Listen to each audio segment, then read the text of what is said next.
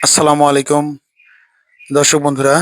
এখন আজকে আমার খালাতো ভাই চেঁচানি আফতাবনগর, যেটা সাতিয়া থানা এবং পাবনা জেলার অন্তর্গত, এখান থেকে যাত্রা শুরু করবে সাইকেল যোগে ঢাকার উদ্দেশ্যে।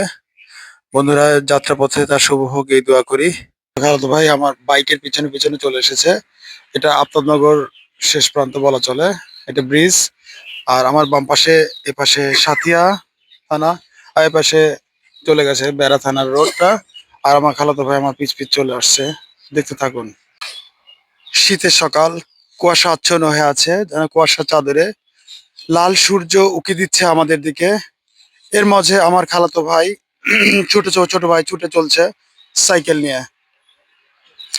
ওর জন্য দোয়া করবেন, ওর প্রত্যেকটা যাত্রা যেন শুভ হয়।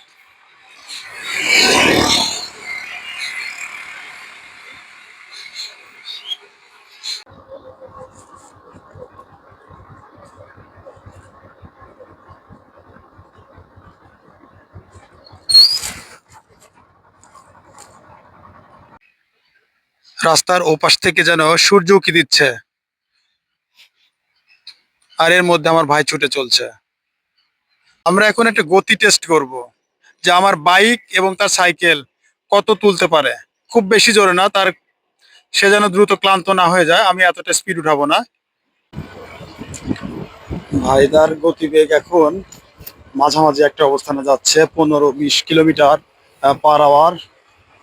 আমি তার বাইক নিয়ে তার পিছন পিছন যাওয়ার চেষ্টা করছি, কিন্তু তার এনার্জির সাথে আমি পেরে উঠছি না। অবশ্য বাইকে যান্ত্রিক গতি পারবে, কিন্তু তার মনের গতির সাথে আমি পারবো না। লাল সূর্য উকি দিচ্ছে আমাদের দিকে। আসলে সূর্য সবার জন্যই, কারণ নির্দিষ্ট কারণ নয়। গাছের সাথে সূর্যটা বেশ মনোরম লাগছে, খুব চমৎকার।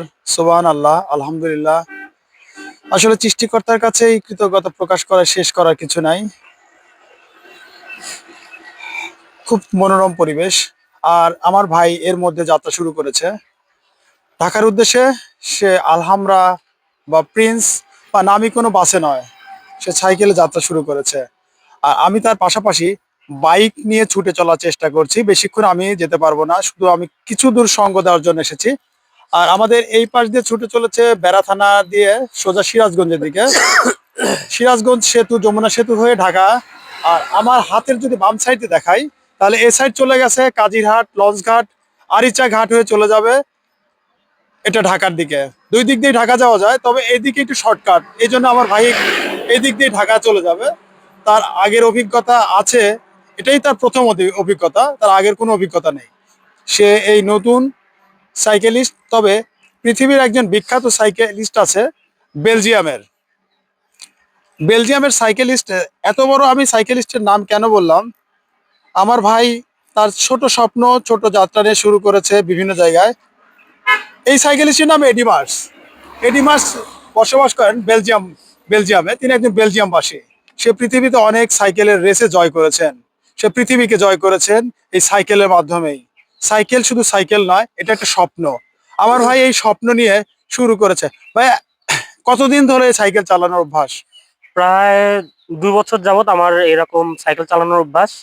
আর হচ্ছে আমার দূরের যাত্রায় প্রায় 1.5 বছরের মতো। আমার প্রথম সাইকেল নিয়ে ছুটে চলা ছিল যশোরে। আমার এটা দ্বিতীয় একটা যাত্রা। তো যদিও এটা অনেক কম দূরত্ব, তারপরও আমার জন্য অনেক কিছু। কারণ নিজের দেশের বাড়ি, নিজের গ্রামে, নিজের একটা জন্মস্থানে আমি যাত্রা করতে পেরেছি, এজন্য আমি অনেক ধন্য। তবে আমার একটা জিনিস ভালো লেগেছে, খুব চমৎকার লেগেছে, যেই জন্য যে মানুষের পা হয় রক্ত মাংসে গড়া। আপনার পা একটু আমি চেক করে দেখবো। জি, অবশ্যই। পাটা আসলে এটা রক্ত মাংসের তো পা। আমি একটু চেক দিয়ে দিচ্ছি। ও মাই গড! মানে এটা পা না হ্যামার? আসলে পাট সবই ঠিক আছে রক্ত মাংসের, এটা হচ্ছে মনের শক্তির ব্যাপার।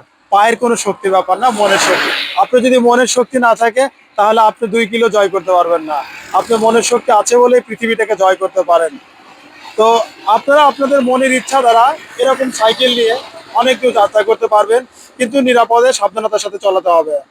আপনার যাত্রা শুভ হোক, সুন্দর হোক, এই কামনায় শেষ করছি এই ভিডিওটা। আসসালামু আলাইকুম।